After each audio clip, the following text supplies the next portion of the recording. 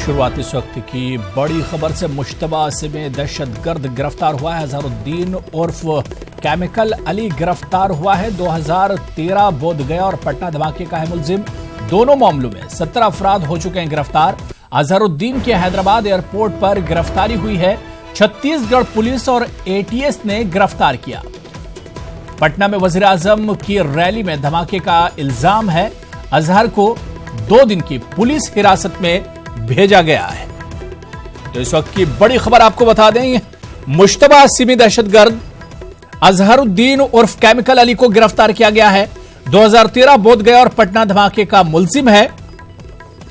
दोनों मामलों में 17 अफराद हो चुके हैं गिरफ्तार। अजहरुद्दीन की हैदराबाद एयरपोर्ट पर गिरफ्तारी हुई है। छत्तीसगढ़ पुलिस और एटीएस ने गिरफ्तार किया है।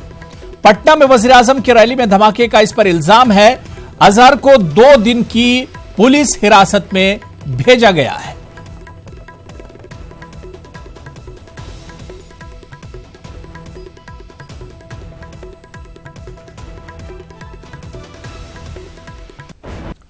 उधर हरियाणा के लिए बीजेपी ने अपना मंशूर जारी कर दिया। इस मंशूर में किसान की फलाह बहबूद, बेटियों की हिफाजत, सिक्योरिटी, हेल्थ और एजुकेशन पर खास ध्यान रखा गया है।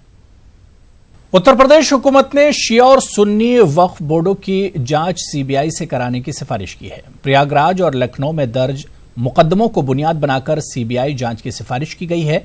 Additional chief secretary Avinash Kumar Awasthi ने बताया कि शिया और सुन्नी वक्फ बोर्ड की जानिब से जायदादों के खुर्द-बुर्द का सीबीआई के जरिए जांच का मुतालबा किया गया है। खबर मुंबई से है, जहां चरनी रोड पर एक इमारत में भयानक आग लग गई। ये आग की वारदात ड्रीम लैंड सिनेमा के करीब एक रिहायशी इमारत आदित्य बिल्डिंग में लगी। इमारत से तकरीबन सभी लोगों को निकाल लिया गया है, ताहम अभी भी कुछ लोगों के फंसे होने का इम्कान है। फायर सर्विस का अमला मौके पर मौजूद है। आखिरी इत्तलात मिलने तक आग बुझाने का अमल जारी था।